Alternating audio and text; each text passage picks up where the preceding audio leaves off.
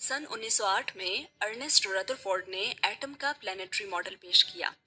ताहम इसके मॉडल में कई खामियां थीं और यह एटम की बहुत सी खुसूसियात की वजाहत करने में नाकाम रहा।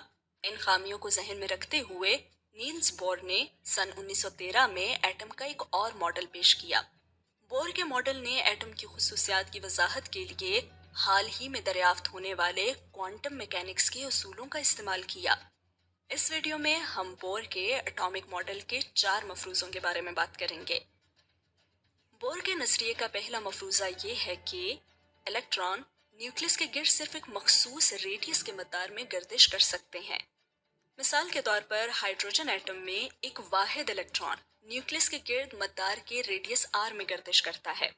यहाँ आर एक कांस्टेंट है और जैसे जैसे न्यूक्लियस के गिर्द मदारों या खौलों की तादाद बढ़ती है वैसे वैसे रेडियस की वैल्यू आर के मल्टीपल्स के हिसाब से बढ़ती जाती है। पहले खौल का रेडियस आर है, दूसरे खौल का 4 आर है, तीसरे खौल का 9 आर है और ये सिलसिला यूं ही आगे बढ़ता है। दूसरा मफरूज़ा ये है कि हर मदार में इलेक्ट्रॉन्स की एक मुकर्ररा तवानाई या एनर्जी होती है। मज़ीद ये कि इलेक्ट्रॉन्स की तवानाई क्वांटाइज होती है। ये एक इनकलाबी ख्याल था जिसे क्वांटम फिजिक्स ने मुतारिफ कराया था। पहले ये ख्याल किया जाता था कि तवानाई फ्री कंटिन्यूअस फॉर्म में है, लेकिन अब ये मालूम हुआ है कि तवानाई अलग अलग पैकेट्स की शक्ल में होती है जिन्हें क्वांटा कहते हैं। एटम के हर मदार में तवानाई मखसूस होती है।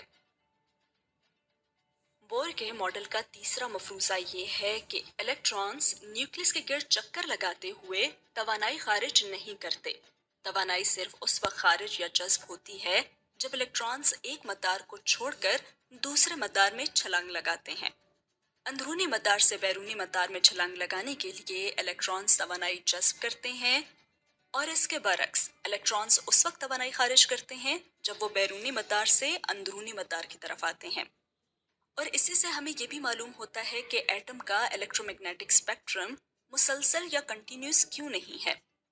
मिसाल के तौर पर हाइड्रोजन के एब्सॉर्प्शन स्पेक्ट्रम में इलेक्ट्रॉन रोशनी के फोटॉन्स को सिर्फ उतनी तवानाई की मिकदार के साथ जज्ब करता है जिससे यह तवानाई की अगली सतह यानी कि अगले खौल पर जा सके।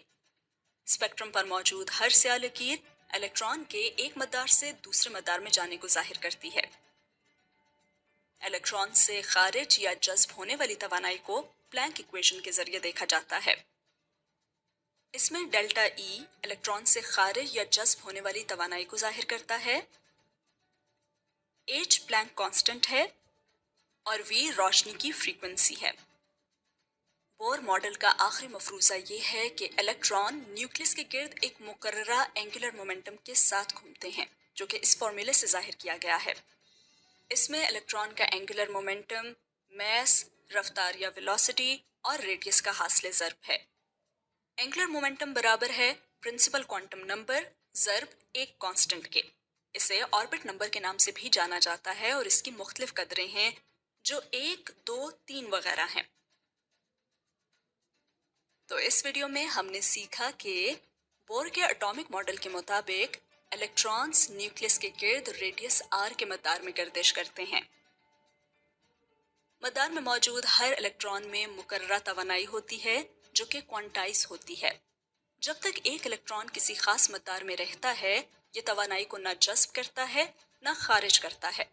तवानाई सिर्फ उस वक्त खारिज या जज्ब होती है जब इलेक्ट्रॉन एक मदार से दूसरे मदार में छलांग लगाता है और जब एक इलेक्ट्रॉन अंदरूनी मदार से बैरूनी मदार में छलांग लगाता है तो ये तवानाई को जज्ब करता है और जब ये बैरूनी मदार से अंदरूनी मदार में छलांग लगाता है तो ये तवानाई को खारिज करता है। तवानाई में ये तब्दीली प्लैंक इक्वेशन के जरिए मालूम की गई और इलेक्ट्रॉन्स मुकर्ररा एंगुलर मोमेंटम के साथ मदार में घूमते हैं।